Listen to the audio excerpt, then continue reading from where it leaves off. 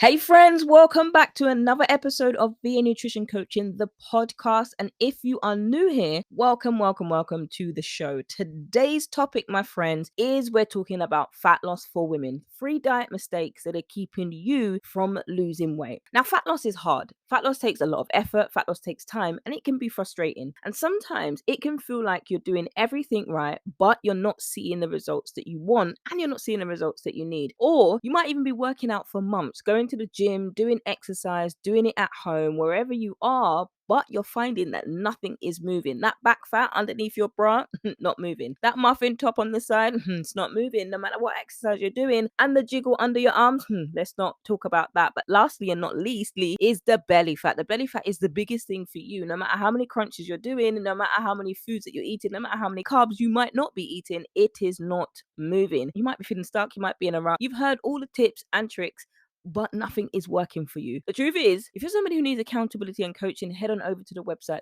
vanutritioncoaching.co.uk/focus, and that is how you sign up to the group coaching where you will have access to me. But we have got a lot of things to get into today, so let's get straight into today's episode. Hey friends, welcome to VA Nutrition Coaching, the podcast. You are tuned in for another weekly episode, and I am your host, Verona, and I'm so glad you're here. I'm here to give you mindset-focused nutrition, weight loss advice that you can keep off for the long term. It's not about restrictive diets here. It's not about cutting out carbohydrates. It's definitely not about cutting out your favorite foods in order to lose weight that, quite frankly, as soon as we've lost it, we end up regaining it and a little bit more. No, friends, I'm here to give you real talk, no nonsense weight loss that you can actually achieve realistically and keep it off. I'm a faith-based woman, also keeping it real when it comes to weight loss and keeping it real when it comes to nutrition, helping you do things that you can actually sustain for a long term. Now, friends, let's get into today's episode.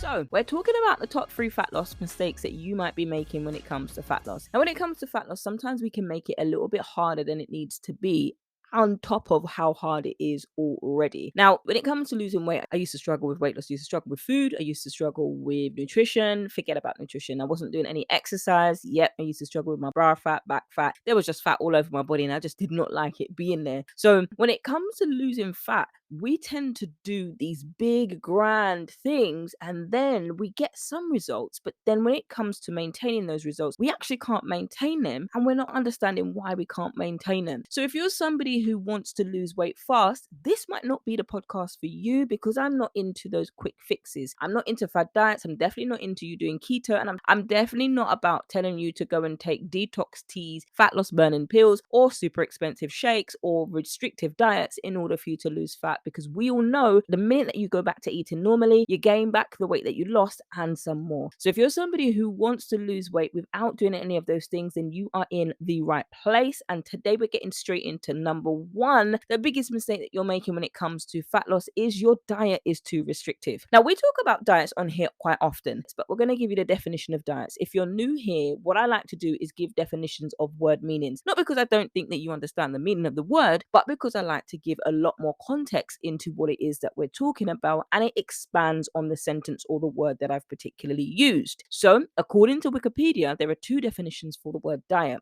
The first is restricting yourself from food in order to lose weight or for medical reasons. Now, a lot of us don't do the latter. There are not many of us that are in the latter, or there may be some of you listening here who are in the latter, but you're doing the both. And the other definition is the way that you eat on a day-to-day basis, how your overall diet of food, carbs, fats, proteins, and vegetables and vitamins and minerals, what that is made up of on a day-to-day basis. Is your diet, the way that you eat on a day-to-day, filled with fatty foods, processed foods, as mine was for a number of years, 20 to be exact, and that's all that you ate. When it came to water, you didn't drink any water. Your water was carbonated water with sugary syrups, aka fizzy drinks that we like, or fruit juices that we drink. Now, when it comes to those 2 definitions, it's important to understand those 2 definitions, because it will give you the context when I'm talking about your diet is too restrictive. Now, when it comes to diets and when it comes to the way that you eat on a day-to-day basis, we don't often need to restrict ourselves in order to lose weight. Now, whether you do focus on the fat loss or whether you do you can eat that the macros version, you already know that I go through and I teach you what that means. I'm going through through a bigger depth of understanding, helping you have access to all of the video teachings, the modules, the guides, and everything that's in there. And I go through this in a lot more detail. On the podcast, it's a short snippet, but this is a synopsis that to help you understand that there's a very real danger that when it comes to your diet, it's restrictive that can lead to binge eating. Now, binge eating is eating more food than we actually need. Now, I'm not talking about binge eating disorder. That's completely different. But binge eating tends to be we eat when we are restricting ourselves or we're depriving ourselves from something. Now, a lot of people think that if they cut out a certain food or only eat it in small amounts, then they'll just be able to control themselves. Let me tell you, if you've ever tried to do this method, i.e. cutting out sugar or cutting out carbohydrates, let me tell you, that is not easy to do. When you cut out carbohydrates and when you restrict yourself from sugar, what is the thing that you think about the most? It's going to be the food that you've restricted. If you're restricting bread, you are going to be thinking about bread more than you think about your children or more than you think about your husband or yourself. You're always constantly thinking about food. It's because of the restriction that we're putting on ourselves. The more that you restrict yourself, the more that you are going to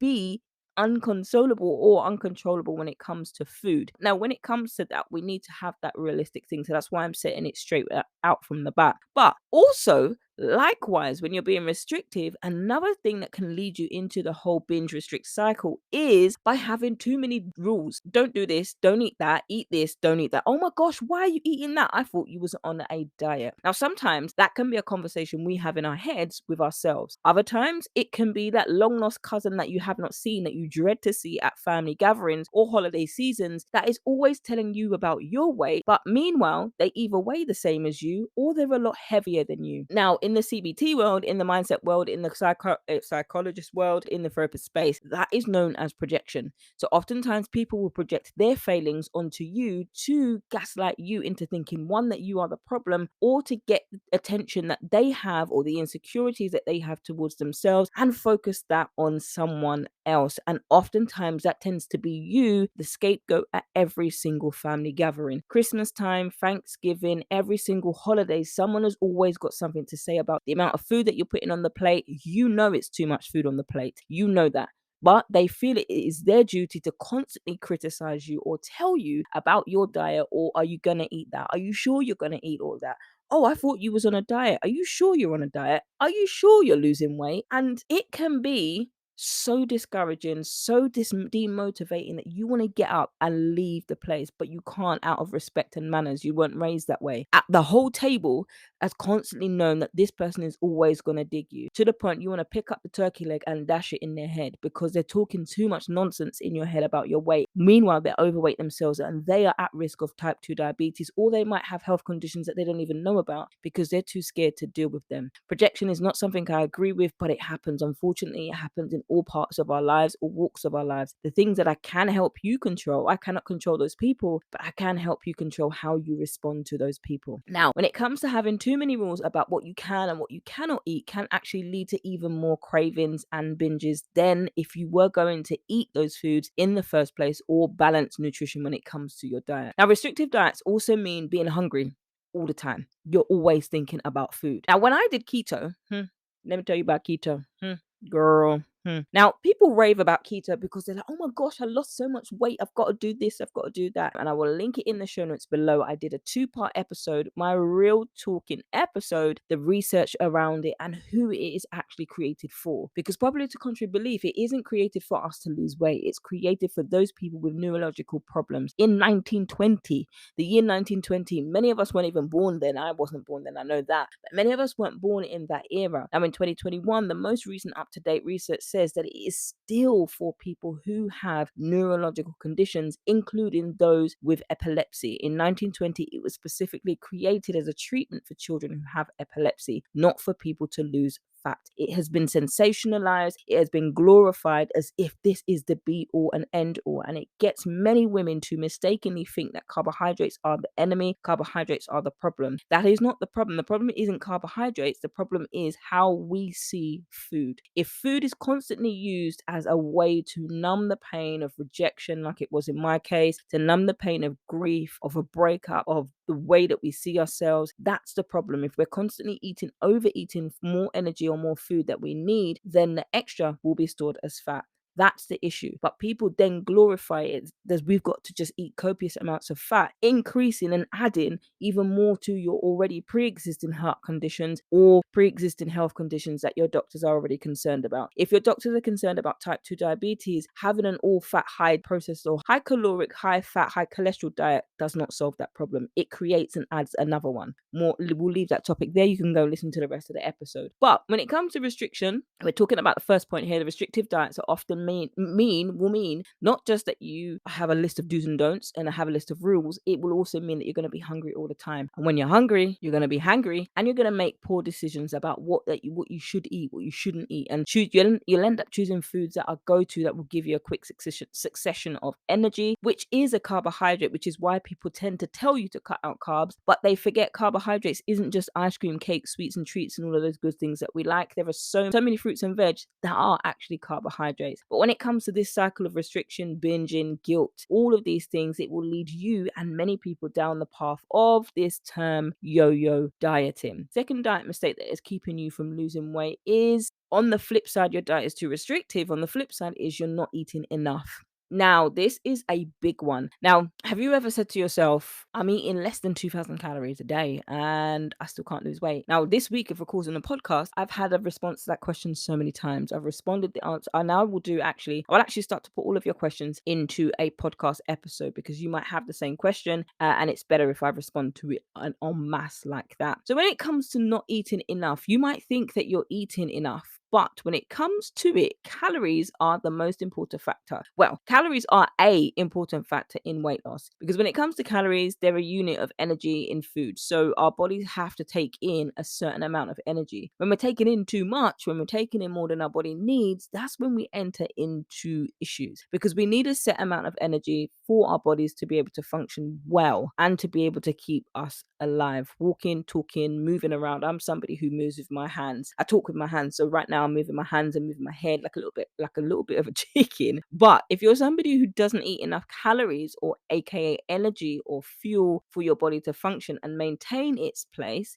you are then not going to be able to burn fat. Many women make this mistake of eating 1,200 calories or even less a day. 1,200 calories is for a toddler, a 4-year-old male, and a dog. If you are neither of those things and you haven't been medically put on that amount of calories, there's no need for you to be eating that little low of calories. People who tend to tell you to eat that are often really thin themselves, really overweight themselves, and want a quick way to do things. And then when you're looking for quick fixes, you are ending up putting yourself in more harm's way. And then when you go back to eating normally, you gain the weight again and more. That hence the term yo-yo dieting. That's what yo-yo dieting is. Now, the key for you is to be able to find a balance to eating enough calories. That if you don't know how many calories you need to eat, if you don't know how many macros your body needs to eat, focus on the fat loss we're teaching you, and we're going through that there as a group. And also you can do it on your own. You can eat that. vanutritioncoaching.co.uk/you can eat that. That's on your own. You'll be able to calculate your macros and your calories on your own. I've included a calculator and all of the things. Go to the website and you'll see exactly what's included in there. But that is what you're needing to do. That's the baseline of knowing and understanding how many you should take. Now, in terms of doing that, I give you a breakdown in the video if you're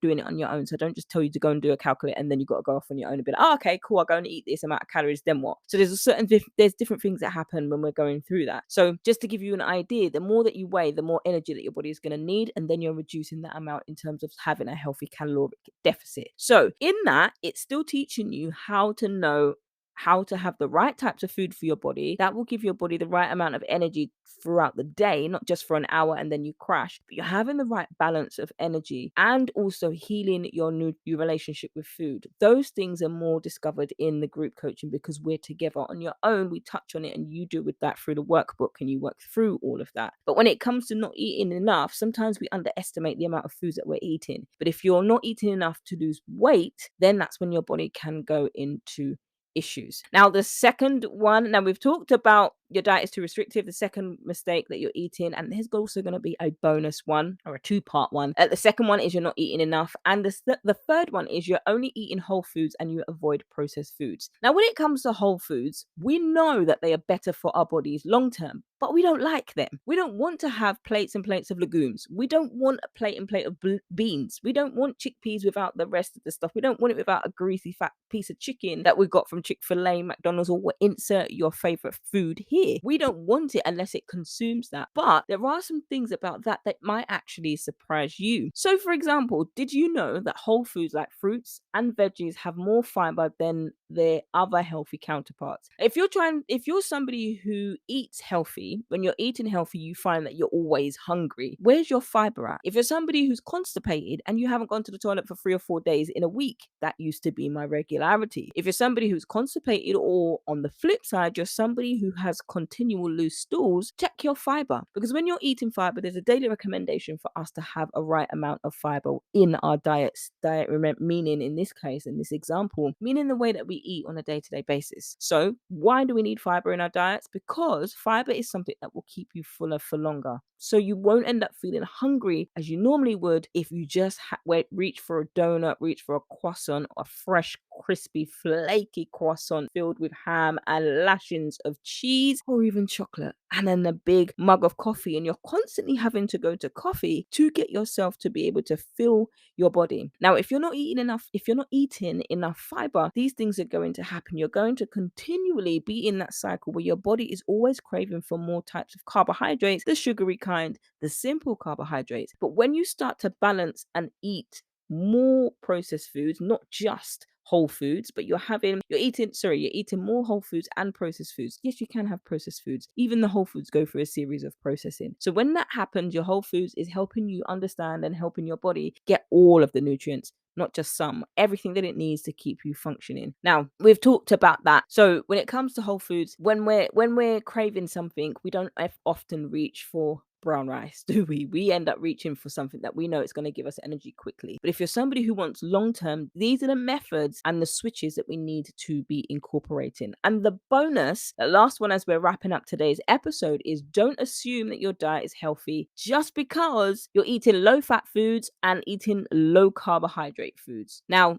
this is a big one. And when it comes to low calorie diets, science and research have actually shown that they are often higher in sugar than any form of nutrient that your body actually needs, which when it comes to it, it can wreak havoc on your blood sugar levels and then lead you to further cravings for more sugar later that day, aka the sugar rush or the sugar crash. Now, I work from home now, predominantly work from home, and I am not complaining. Any of my introvert friends here, you guys know it's all about being at home and recharging your batteries so you don't have to see people. But sometimes we do like to interact with people every now and then. But before this pandemic, we used to go into the office Monday to Friday, 9 to 5. And there was a point just before lunchtime that I would want something. Not just me, there were other colleagues. When you're getting up ready for your day, most of the time we don't end up having breakfast because, quote unquote, I don't have time to eat breakfast. We've all got time. It's just how we manage our time effectively, what things we've got to do, how we can incorporate it. Now, you might not be the woman that has breakfast at 7:30 in the morning.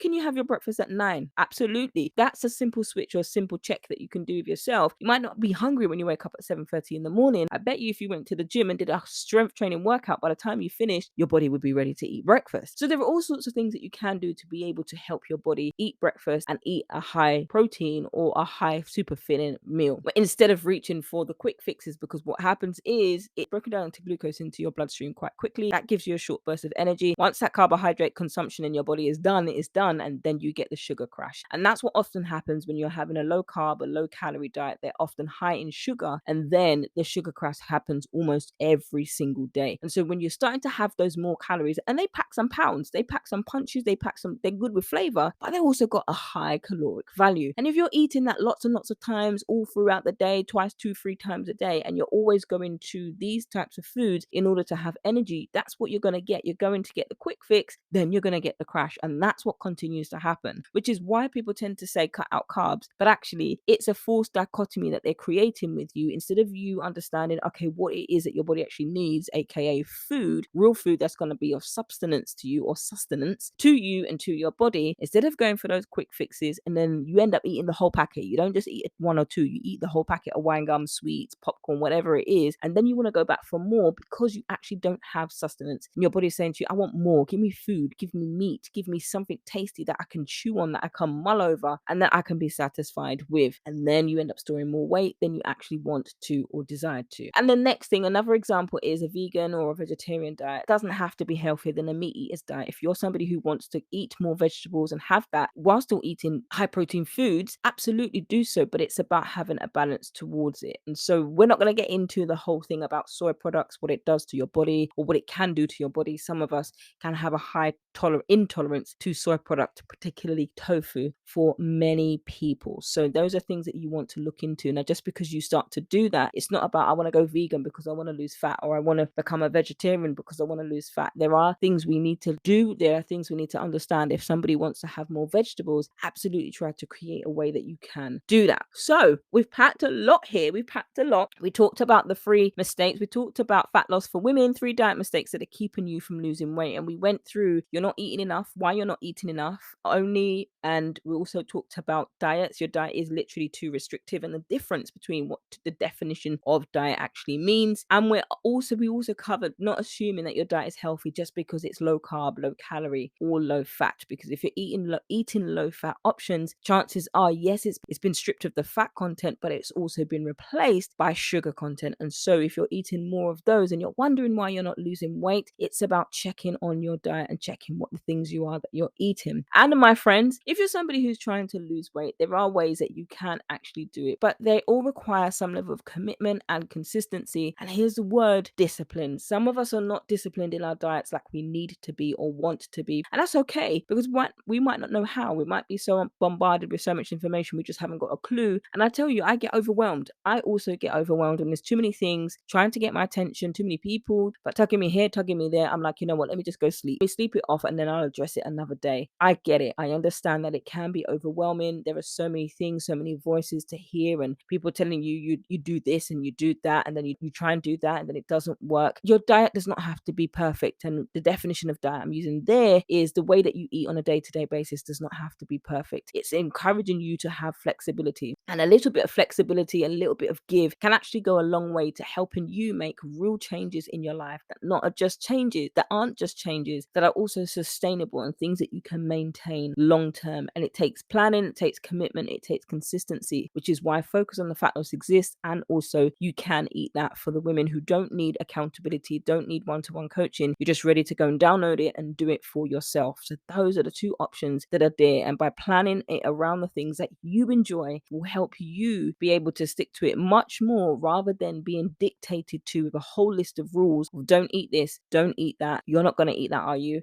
Yes, I am going to eat that. Those things don't help anybody lose weight consistently and for a long term. And then eventually you will shift from losing weight to maintaining your weight for years to come. Yes, it will fluctuate by a few pounds, but once you've got the tools and you know and you've changed your mindset, then these things equip you to maintain it. Holidays, you'll never be scared of New Year's. You'll never be setting a New Year's resolution to lose 5 pounds again or to lose 50 pounds again. That doesn't work here. That's this. Once you do this and you continually work at it and you're consistent, these are the tools to help you get consistent results over a period of time. Hey friend, you made it to the end of the episode. What was your biggest takeaway from today's episode? Don't forget to subscribe to the podcast and leave a review over on iTunes. And if you have any questions, comments, or concerns about today's episode, or you need help, then you can contact me over on Instagram at VA Nutrition Coaching Podcast, or email me support@vanutritioncoaching.co.uk, or you can head over to the Facebook page